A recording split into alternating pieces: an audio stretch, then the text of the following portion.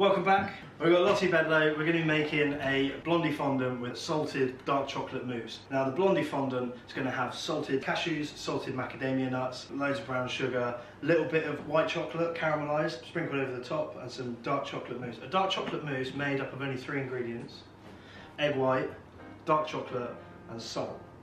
And Lottie's going to tell you how to do that perfectly. Am I though?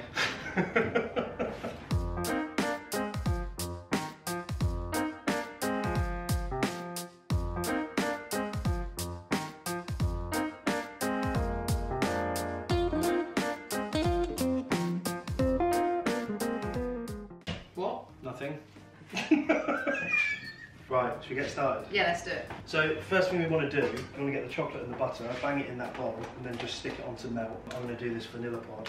So base for a fondant, you generally always got some melted butter and melted chocolate. That's going to get whisked into some aerated egg. We're going to use some sugar for that. A little bit of vanilla bean, which we're going to microwave, which heats up the oils in it, and it sort of gets the flavours. This is blowing my mind, I'll be honest. This is such a good tip. Yeah, it's going to get the oils going in there a little bit, make it a little bit more easy to scrape. So butter in, we're going to get that on. I'm going to microwave this quickly and get that scraped out. How do I turn this on? It says on. Take it for a drink first. What does that mean? Doesn't matter. How do I turn it on? Yeah. Oh, it's funny. So when you melt the chocolate, do it over a bain-marie, as you know. So I would never use a bain-marie because I think life's too short, so I always put it in the microwave. Could I microwave this in a glass bowl? You could. You 100% could. We're not. No, we're not. It's a touch of class. Yeah. Yeah. There'll be a lot of that, I feel, in this video, where like I do things that I've just made up along the way, and Aaron is an actual chef. Wow. So. Right, so scrape these out. So just because you've microwaved that, just smell my pot for me. If we'd done it in a microwave, it would already be finished. Alright, steady on. Just saying. Do one of those, like, you know, the transitions on TikTok where you go like that. And Yeah, exactly, yeah. It will be split because the fat content in the butter and the fat content in the white chocolate is so much, there's not enough moisture, protein and sugar to bind the emulsification. When an emulsion does split and it goes too oily, it's because it's too dry. We use the term dry because we need to add moisture to it. If we were going to re-emulsify it, the moisture is going to come from the egg white that we mix, and then we're going to bind it together with the flour. So don't panic. Don't panic, never panic. Don't panic. Don't panic. Another thing you can do while you're waiting for all your chocolates to melt is grease your rings. Horrible that. Ooh. Yeah, goosebumps saying that. Get your fingers in. And then I've got these cold pudding rings. We're going to dust those lightly in flour. If this was a normal fondant, you'd do cocoa powder. You just want them well floured and well buttered, just so there's no chance of them sticking. 5cm ring, and I put that just on a tiny little square, little blanket of greaseproof paper. So when the mix goes in, it creates a seal, and what you get is greaseproof paper on the bottom, so none of the mix comes out, and then your hot ring that will help cook the sides of the fondant and start to create the integrity of the fondant. I'm finding grease your ring and hot ring funnier than I should. Do you think I'm tired? Or, I think that's the thing. Or immature? I don't know. What were you up to last night? Yeah, just tired then. Yeah, just tired. My ring is adequately greased, and we've just popped floured. And I've just popped that in the fridge quickly. Right, I reckon that's good. So the butter and the chocolate's melted there. Just giving it a little mix and then stick it in the fridge. We want that to come down to room temperature. Next up, chocolate into our bowl. This is dark chocolate, 70%. The recipe will be in the description, so you'll be able to get hold of that. We're doing dark chocolate, 7 large egg whites, and then a pinch of salt, and that's all you need for this mousse. It can be served 2 ways. We're going to chill it and then do a cool now later on, or you can put it in a piping bag and have it at room temperature. It's really versatile, really stable. What chocolate is this? What brand? Valrhona chocolate. Ah, very posh. Yeah, I just like it. But you can use any like cooking chocolate as long as it's 70%. I think the 70% cocoa is more important than the brand, just because of the fat content that you need to go in with the egg whites. Yeah. You can use flavoured chocolate as well. You can also, this mousse, you can add a little bit of alcohol. So a little splash of rum, a little splash of whiskey. Yeah. So we've got our chocolate to a melted stage. We're just going to keep that warm while we whisk the egg whites. We've got the egg whites of 7 large eggs here. 165 grams of chocolate. They just go straight into the bowl. Whisk these to firm peaks. Or you can get an electric hand whisk. Yeah.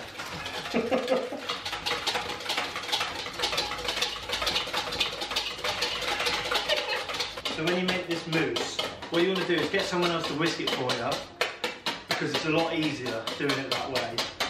Definitely also make sure that you do this on the hottest day of the year. Yeah, hottest day of the year when you've just met someone with your armpits exposed. Yeah. It's just coming to firm peaks, just. A lot, you're going to pour that in the middle, half at a time. Right, I love that you said that after I've started pouring it. We're going to bang it in the fridge in that bowl, and then we're going to chill it down, and then we're going to do some quenelles to go with the Blondie fondant. But if you were just having this like a dinner party or whatever, you could just put these in some like nice glasses. Yeah, nice glasses, a bit of fruit on top. You made a mousse. That's it. Easy as that. You can see it's not grainy, it's not too shiny, the fat hasn't split out of it. That's going to go straight in the fridge. This will keep in the fridge nicely for about 12 hours. Okay. After 12 hours, the bind of the sugar and the fat starts to harden up too much, so you end up with something that's actually quite solid. Like more of a ganache type thing. Yeah. So you've got a book coming out, haven't you? I have got a book coming out, yeah, thanks for dropping that in. So what's the premise of the book? So it's called Baking Imperfect, and it is about celebrating the kind of mistakes that are inevitable in baking, just trying to encourage people to have a go and not be scared. Nice. And if it goes wrong, to kind of embrace that as in learn from a mistake, but also just enjoy the process. Nice, I've been doing that for most of my career. Me too, yeah. So we've got 3 large eggs going into a bowl, a mix of caster sugar and light brown sugar, a whisper of baking powder. We're going to whisk that up until it's foamy. From the translucent dark mixture with all the lumps in that we started with, it started to go opaque, it started to emulsify, we've got air in there that's lightening it up, and this is where you want to be before you add your fats, because you want to make sure the sugar is fully dissolved and the egg is fully incorporated into that mix. So I'm just going to give these a blitz. They're quite small, like nibbed inside the mix, nice and small, just so you can feel them as you're eating through it. So would you say, just for bakers watching this, am I going for a ribbon stage, or is it thinner than that? It's thinner than that. So what you've got here when you melted the butter and the white chocolate, it ends up looking like a dressing. It looks like a problem, but it's not. It's just dry. The emulsification is dry. That's the term we use. So we're going to add the moisture to it, and you end up with this emulsified, sauce-looking. Yeah, that's much thicker all of a sudden, isn't it? So what we're going to do to this now, we're just going to fold in the flour and then a little bit of salt. So not too much because the nuts are salted. Exactly. We're not sieving the flour because life's too short. But no, but sieving flour is a fat. You know, you can buy that flour that says it's pre-sifted. How do you feel about that? Does it cost more? It does cost more, yeah. It's probably good marketing, I would say. I don't think you can get, like, I don't get it. It's still clumpy when it comes out of the bag. That's folded perfectly. Nuts in. So once this is all folded in, you get it into a piping bag. Now, the reason we put it into a piping bag, do you want to do it so... I can't see. No, do you want to do it so you can see? Well, no, I didn't mean like that. What, like this? No. Just put it there? Just sort of like so you can see, and then I'll just trust you. Oh, I scoop it towards me? Okay, oh, it's heavy. I'm going to drop this. No, you're not. Oh, my bar's falling down as well. Oh, well, moving on. Okay, ready? You going in? Yeah. Wait. No, don't! So, we're going to put this in a piping bag because what you need to do is pipe it into the mould. That means you've got full control over the mixture. You ain't got any messy spoons that you get your fingers involved in. I agree. Do you use these at home? I do use these exact ones. They're also recyclable. So scrape that down with your hand and then just give it a little spin. Yeah. Now the spin gets rid of any air that might be in there. So when you pipe, there's no air bubbles. Yeah, it's very important. Yeah. I'm not teaching Lottie anything, she knows all of this. That's not true. I'm learning a huge amount. Mainly so far, my favourite tip is the vanilla pod in the microwave. Yeah. But this tip that I saw earlier is also one I'll be remembering. Nice, good. And I think I will be taking your bowl scraping technique it's today. pretty advanced. You just want to tie this up with some cling film, or you can tie it in a knot, and then we'll bang that in the fridge. We want to rest it for about 20 minutes in the fridge. So while that's resting, how did you get into baking? I got into baking as like a relaxation thing. Yeah, nice. I was living in London and it was a very stressful life, and so I just thought I needed something to kind of take my mind off work, and I was working theatre, so it's quite high pressure, intense, and I had actors around me a lot. So I just needed something for myself that was like quiet and methodical. Nice. So that's how it started, and it was my relaxation until Bake Off, and then baking is no longer relaxing. It took it away from you. Really did take away the Is pleasure. there anything you do to replace that, or? It's fine. I just need to there has to be some days where I'm not filming for like content. Yeah. I make sure that I'm baking for like people I love and family, and then that's like, okay, this isn't for Instagram. This is for the love. Yeah, amazing. And yeah, that kind of keeps me in check. Brilliant. I'd say lifestyle-wise, obviously I'm trying to do this full-time now. Yeah. So it suddenly kind of puts a whole different slant on it. So although I had like the stress of Bake Off, that was one thing, and now it's like the stress of trying to make this work as a career. Yeah. So I have to kind of be making these like commercial decisions when I'm baking about like using different ingredients and like sponsorship deals and stuff like that. Whereas like normally I would always just think, oh, I've seen this thing on TV or I've seen this thing on Insta and I want to give it a go. Because you got to, because like you're just on your own in your kitchen every day. It's intense. And it's like you've got, well, obviously you're bigger than mine, but you've got this audience looking in on what you're doing. Yeah. But the actual fundamentals of what you're doing is a camera on a stand. And just like mixing it once, or like doing the thing once, like it.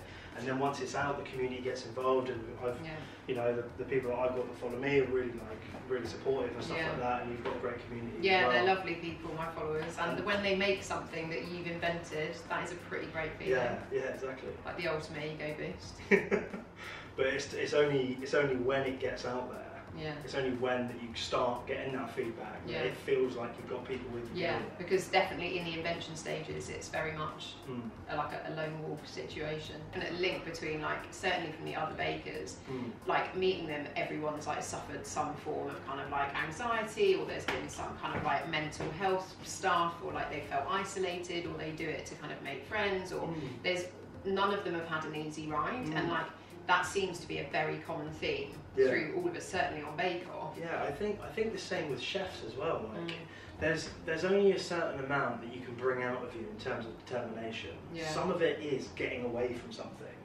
You know, some of it is the pursuit of being good and the pursuit of working in that place and the pursuit of making sure everything's how it should be.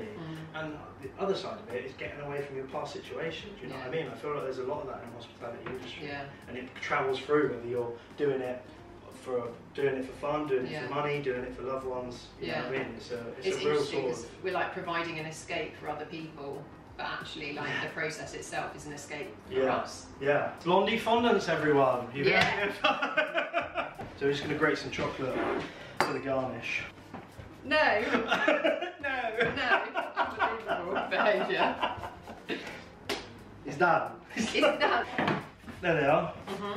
We've got to fill them. Yeah. So this has been in the fridge for about 20 minutes, and that's just firmed up the butter and the chocolate. It's also let the flour rest for a little bit. So we're going to snip the end off of that. I'm on quite a big hole. Thank you. And then we're just going to pipe straight in and leave about that much at the top and do the rest. So that little nipple on the top, what you can do, great tip for shoes as well, shoe buns, a little bit of water on your finger, and then you just press it down, just like that. And that just stops the top bit burning, yeah? Yeah, I mean it's going to melt anyway, but it's just good practice to make it all flat and even before you put it in the oven. So these are going to go in now 165. Yeah. Is one of the tips setting a timer? Let's do that. Let's. You've got a proper accent. What sort of accent? Like, to me, you sound like home counties. Yeah, I'm Buckinghamshire, Winslow, Milton Keynes. We're not that far apart, really. No. Well, I can feel my accent slipping back home. Like genuinely, like I can hear like a bit of a Berkshire twang. We're not worried about that, old boy. Yeah. They're rising.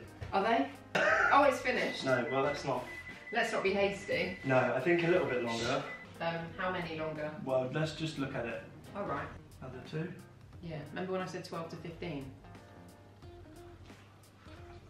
Just saying. Aaron's struggling with the imperfect side of baking imperfect, aren't you? Yeah.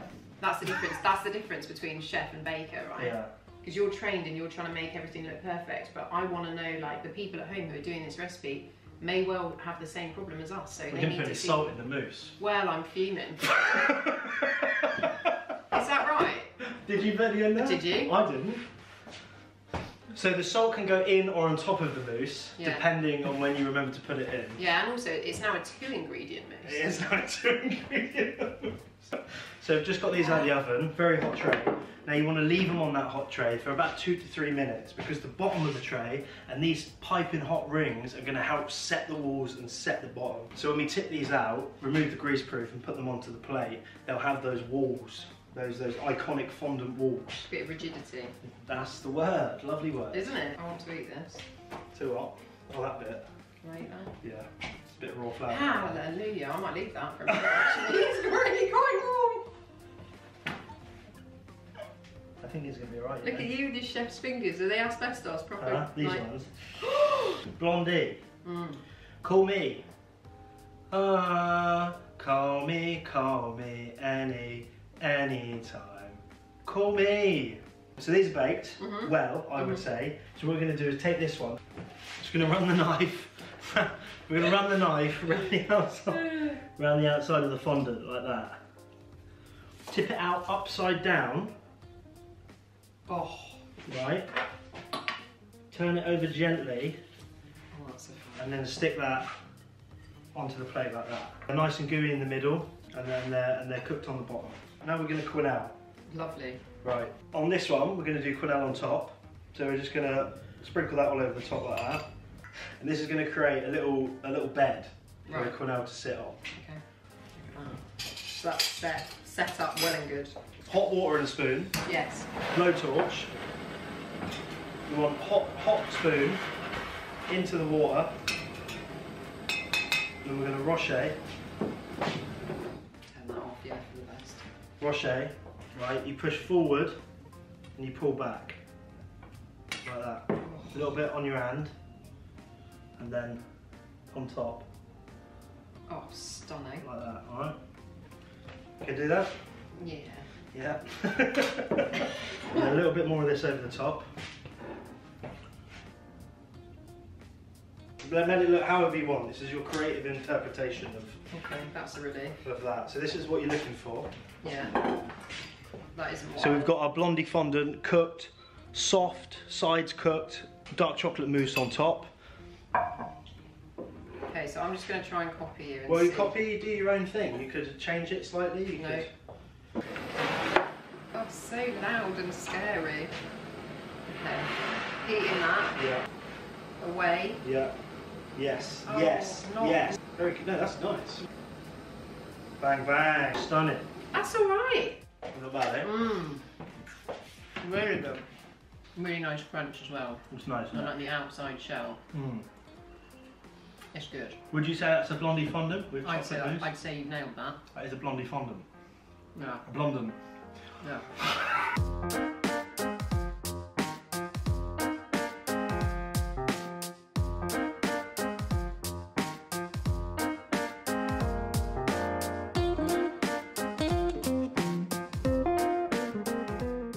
Wow, that's blowing my mind. There we go. That's what we're here to do.